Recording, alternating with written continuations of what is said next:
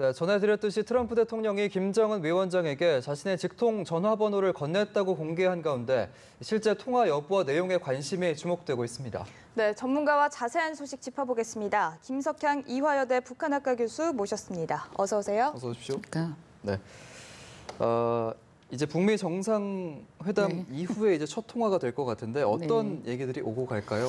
실제로 하긴 하겠죠 하는 생각이 들었는데 지금 미국 시간을 찾아보니까 이게 새벽이에요. 그러니까 지금은 어렵고 아마 우리 시간으로 오늘 밤 정도면 이제 뭐 미국이 이제 새벽 아침 시간이 될 테니까 그렇게 되면 그게 그 미국에서는 오늘이 6월 셋째 주 일요일이면 이제 아버지의 날이라고 그래서 아마 그 대통령이 그러니까 트럼프 대통령이 아버지의 날에 내가 전화를 하겠다 하고 말씀하신 게 아마 그런 의미를 가지고 있는 것 같은데 일단은 덕담을 하시지 않겠습니까? 만약에 이제 통화를 하게 되면 여러 가지 칭찬을 하셨잖아요. 그동안 똑똑하다, 인민을 정말 생각하는 것 같다, 뭐 나라 걱정을 많이 하고 있다, 그리고 협상을 할 만한 상대다 하는 그런 의미로 여러 가지 칭찬을 하셨기 때문에 그런 덕담을 하고 또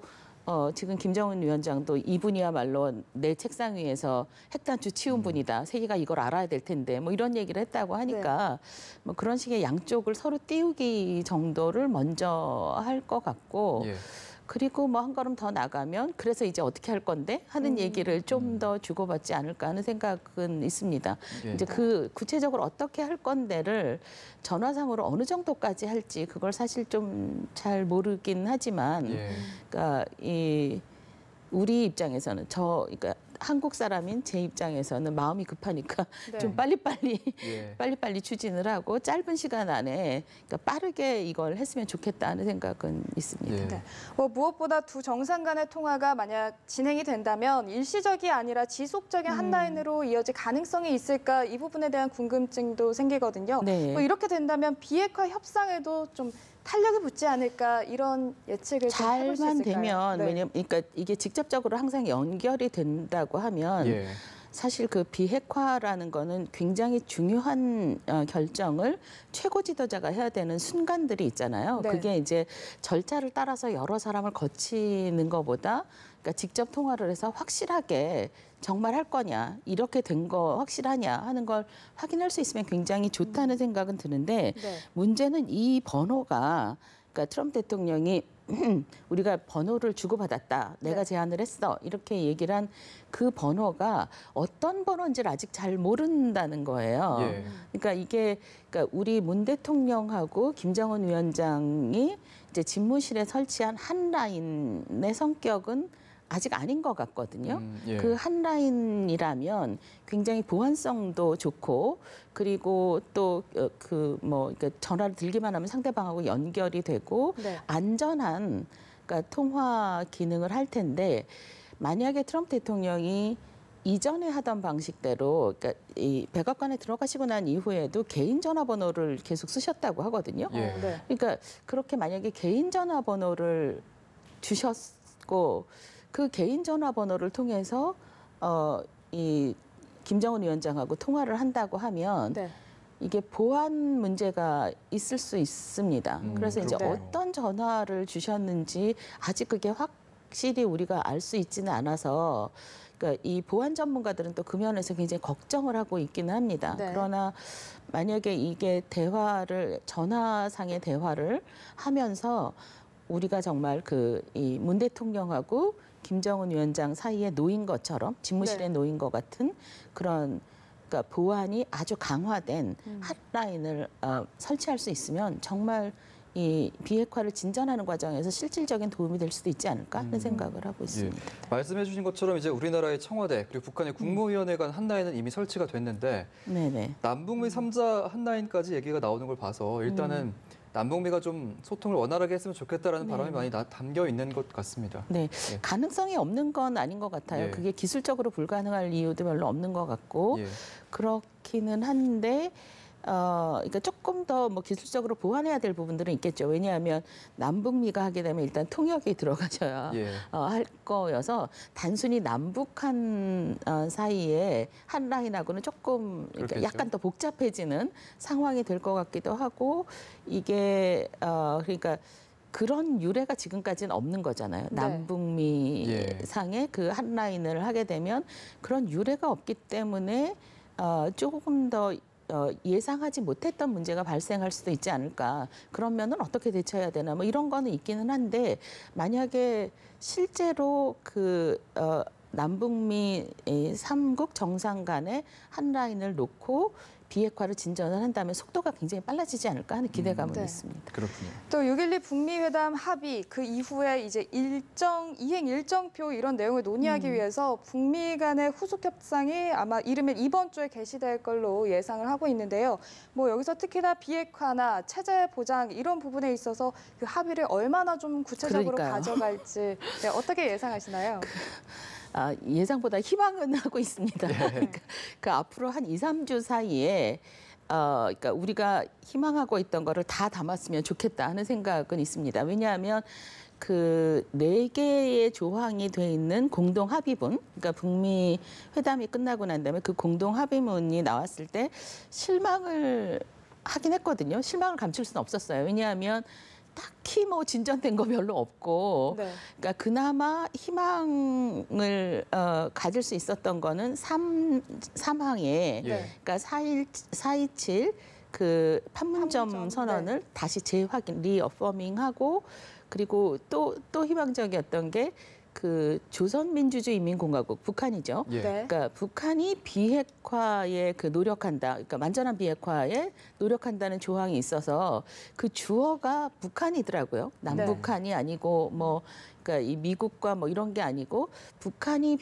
완전한 비핵화를 위해서 노력한다는 그 조항은 그래도 희망적이긴 했는데 우리가 그 전에 기대했던 그런 기대를 심어준 게 사실 폼페이오 그 국무장관이었는데 회담 전날, 그러니까 정상회담 전날 나와서 CBID만 받을 수 있다. 그게 유일하게 우리가 받을 수 있는 거다. 뭐 이렇게 얘기를 하니까 그것도 한참 이제 협상이 한쪽에서는 최선희하고 성김 대사가 막 그 협상을 하고 있는데 국무부 장관이 그런 얘기를 하니까 정말 CBID가 들어갈 건가 봐 하는 그런 희망을 가졌었는데 그거에는 훨씬 못 미쳤었거든요. 그런데 이제 다시 그 폼페이오 장관이 한국에 와서 문 대통령 만나고 또 뭐 그러니까 미국에 돌아가서 그 후속 설명을 하는 과정에서 그게 다가 아니다. 그러니까 그 공동 합의문은 굉장히 그러니까 짧은 문서인데 거기에 어떻게 다 담겠느냐. 그러니까 2년 반 안에 우리가 끝낼 거를 생각하고 있고 김정은 위원장도 이 시간의 급박함을 충분히 인지하고 있다. 뭐 이렇게 얘기를 하니까 그 후속 절차가 이번 주 혹은 뭐 다음 주 한 2, 3주 안에 그 정말 2년 반 안에 어떤 식으로 끝낼 건지 나와줬으면 좋겠다는 강한 희망은 있습니다. 얼마나 나올지도 모르겠지만. 알겠습니다. 한미훈련 중단 얘기가 계속 나왔잖아요. 정부 당국자에 따르면 북미 대화가 진행되는 동안에 일제 프리덤 가디언 연습을 포함한 대북 전면전 가정 3대 훈련을 중지하는 쪽으로 이제 가닥을 잡은 것으로 전해지고 있습니다. 스냅백 조항도 들어간다고 하죠. 이게 그러니까요. 스냅백 조항이 들어간 걸로 위안을 삼아야 할까 하는 생각이 있긴 있는데 뭐 아무래도 안전장치 정도는 있어야 되니까. 그렇죠. 그러니까 이제 일각에서는 그런 얘기를 하기도 합니다. 이게 훈련을 중지하는 거로 트럼프 대통령이 말했던 것은 가장 쉽게 선물을 준 것이다. 왜냐하면 훈련이라는 건 언제든지 재개할 수 있으니까. 만약에 그 김정은 위원장이 처음 약속대로 진행하는 것처럼 보이지 않으면 바로 훈련을 재개한다. 뭐 그런 식의 걸 봐서 이게 그렇게까지 절망적인 상황은 아니다라는 얘기를 하는 분들도 있기는 합니다.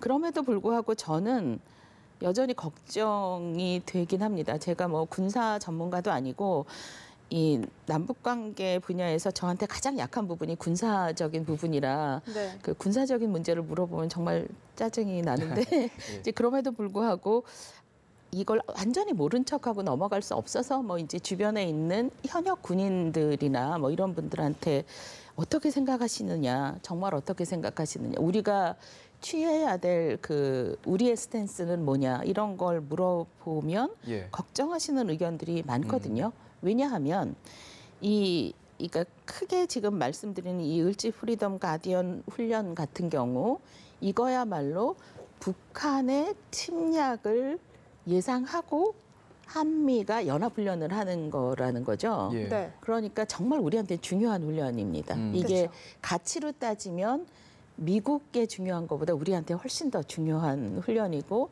하필이면 이제 그 훈련을 중지한다고 했기 때문에 걱정이 되기도 하고 또 하나 이 을지 프리덤 가디언 연습 같은 경우도 그렇고 다른 훈련도 마찬가지긴 한데 군사 훈련이라는 게 자 오늘부터 훈련 시작 이런다고 훈련이 되는 게 아니거든요. 그러니까 어쩌면 1년 내내 1년 전부터 그러니까 이번 해에 훈련이 끝나면 다음 해 훈련을 준비를 하는 거죠. 계속 연습해야 되는데 이게 훈련을 중지한다고 해서 모든 군사 훈련이 중지되지는 않겠죠. 당연히.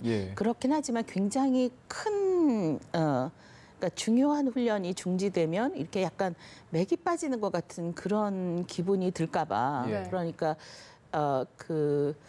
군대는 그렇지 않으시겠죠? 설마? 그러니까 항상 긴장하고 국가 안보를 위해서 열심히 노력하실 텐데 그럼에도 불구하고 그냥 평범한 국민의 입장에서 보면 저게 과연 중지돼도 괜찮은 건가? 언제든 다시 이렇게 돌아갈 수 있는 것인가?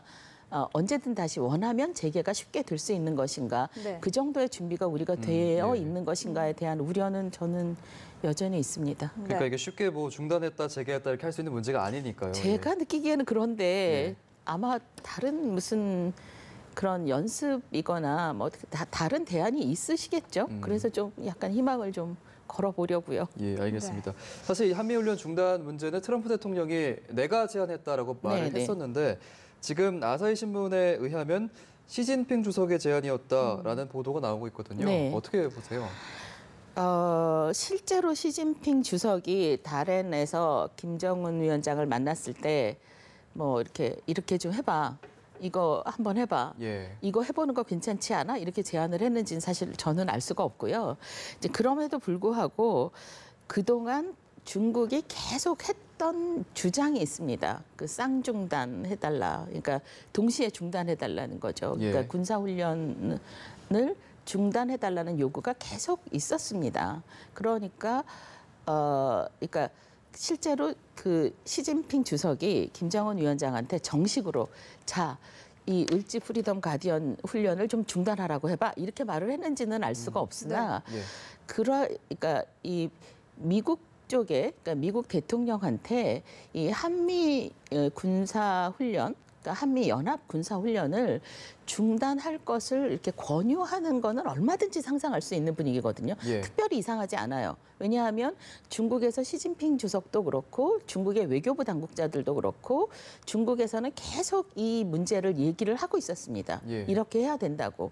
그러니까 뭐 그 아사히 신문이 어떤 근거를 가지고 이번에 어떤 소스를 가지고 이런 뉴스를 만들어냈는지 그건 알 수가 없지만 딱히 그 뉴스가 아니라고 하더라도 뭐 이렇게 분위기상 이 시진핑 주석이 이런 식의 권유를 한번 해보는 건 어떨까? 이런 식의 제안을 해보는 건 어떨까 하는 거로 이렇게 암시를 주거나 이야기를 하거나 하는 거는 뭐 충분히 상상할 수 있는 일이어서 특별히 이상하다는 생각이 별로 저는 안 듭니다. 뭐 이런 가운데 김정은 위원장이 시진핑 국가 주석에게 5년 만에 생일 축하 서한을 보냈다고 합니다. 뭐 이런 부분이 북중 관계 개선에 좀 회복된 양국 관계를 보여주는 게 아닌가 이런 생각도 드는데요. 이런 부분에 있어서 뭐 향후 북미 협상 과정에 중국이 좀 변수가 되지 않을까 이런 생각도 들거든요. 좀 어떻게 이미 변수는 어느 정도 됐죠. 그러니까 저는 저렇게 전세기를 제공해 줄 몰랐어요. 근데 약간 가능성은 있었지만 이게 그 참매 1호라는 게 이 싱가포르까지 날아가는 게 과연 무사히 날아갈 것인가에 대한 걱정이 다 있었잖아요. 조금씩. 저만 한 게 아니라 북한에서 그 참매 1호를 조종하는 조종사도 걱정을 했을 거라는 생각이 듭니다. 그런 면에서 이제 전세기를 제공을 하기도 하고, 그러니까 2대를 제공하기도 하고, 여러 가지 편의를 제공한 거로 봐서도 그렇고, 그러니까 이 북경에서 김정은 위원장을 불러다가 회담을 한 것도 놀란 일이었어요. 왜냐하면 전혀 사전에 뭐 그닥 사이가 안 좋았거든요. 그 사이에. 그리고 서로 막 주고받고 이렇게 말하는 것도 거칠고 뭐 이랬는데, 그러니까 불러다가 회담을 한 것도 회담을 하네 했는데 또 갑자기 다롄으로 와서 그 해변가 산책하면서 회담하는 그림을 보여준 것도 그 어떤 면에서는 중국이, 그러니까 시진핑 주석이 나 여기 있다. 우리 여기 있다. 그러니까 잊지 말아라 하는 그 존재감을 이렇게 드러낸 거라고 생각을 하고요. 싱가포르 회담을 만드는 과정에서도 뭐 그 실질적인 기여를 한 거죠. 그러니까 안전한 비행기를 제공해 준다거나 하면서 이제 이 북한의 지도자 뒤에는 후견인이라고 말하기는 좀 그렇지만 어쨌든 내가 약간 큰형님처럼 여기 있으니 내 존재를 잊지 말아라 하는 그런 암시는 여러 군데서 했다고 생각을 하고요. 그렇기 때문에 지금 5년 만에 이 축전을 보내면서 우리가 혈맹이다라는 표현을 썼더라고요. 북한 쪽에서 보내는 편지에서. 그런 얘기 그동안 안 했었거든요.